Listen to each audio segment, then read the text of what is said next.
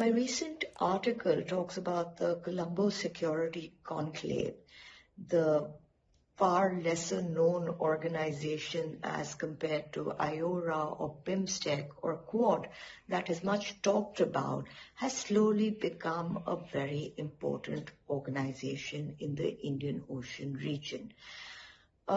Initially, it was started in 2011, and the member groups were only India, Sri Lanka, and the Maldives. It was a tightly knit group with limited influence as well as operational mandate. However, over the years, we've seen it increase in scope, and there have been a few developments in the past 1 year that have made it a very, very important organization to watch out for in the Indian Ocean region, because these events have marked a very, very important shift of India's regional security, which is now not limiting itself as a small minilateral with a limited mandate, or even a larger consensus-driven multilateral, but towards a really effective, smaller, functional, operationally robust and clear coalition of Indian Ocean nations. Now, it was in November 2025 that a meeting of the Colombo Security Conclave member states was held in New Delhi. It was the 7th NSA level meeting, which was chaired by Indian NSA Ajit Doval. In the meeting, Seychelles acceded to a full membership, and over a period of time, Bangladesh, Mauritius have all become a part of the conclave, were present, wherein the Indian NSA reiterated the need for cooperation, enhancing cooperation, and enhancing cooperation specifically on non-traditional threats that impact the Indian Ocean region. He also called for increase in capability and training and capacity building. It was then as a follow-up to that meeting on April 19, 2026, that the Indian Foreign Secretary Vikram Misri announced that there is going to be a greater institutionalization and a broader international engagement of the Colombo Security Conclave. This indicated a move of a tightly knit group becoming an effective mini-lateral platform.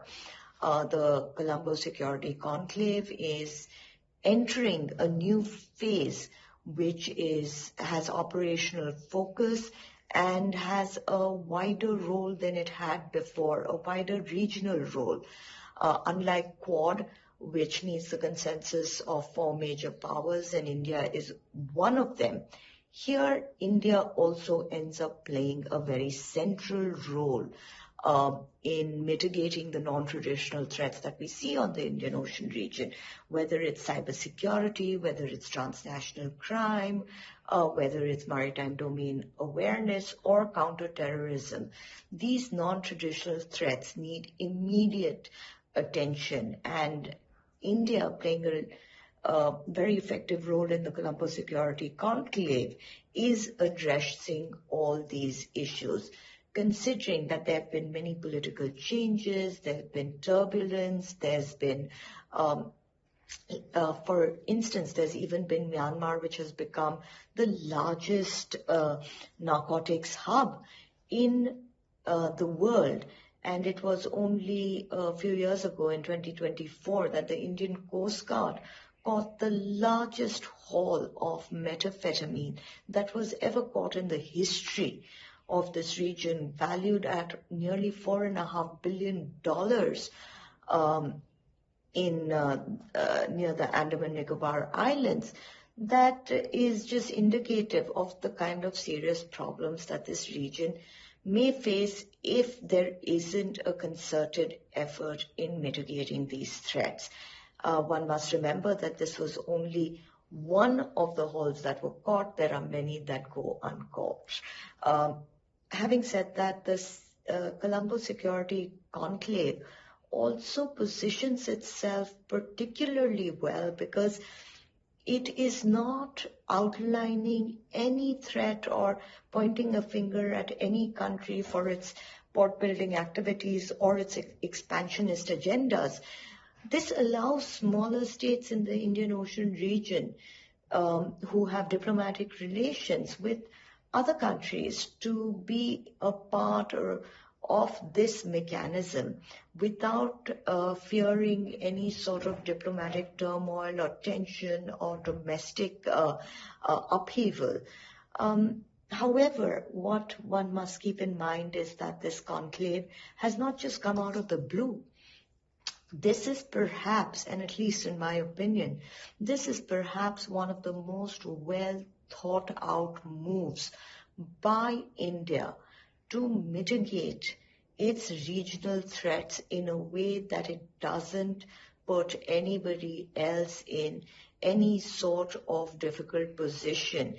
This upgradation and transformation of the Colombo Security Conclave and the announcement of it has come at a point when there have been changes, not just in the Indian Ocean region, but overall in the neighborhood. And therefore, the upgradation really means that this security grid has widened itself from the Indian Ocean region to the Bay of Bengal. This means that India has its ear to the ground, and this becomes an organization, a minilateral, that one must watch. All security observers must watch and see how it develops in the near future and how effectively it not only looks at the non-traditional security threats and addresses it, but also how it can use its platform to provide humanitarian aid, for which India has always been a first responder in its neighborhood, in a more formalized manner, traversing the red tapes that have usually prevented India's prompt response in its neighborhood as a first responder.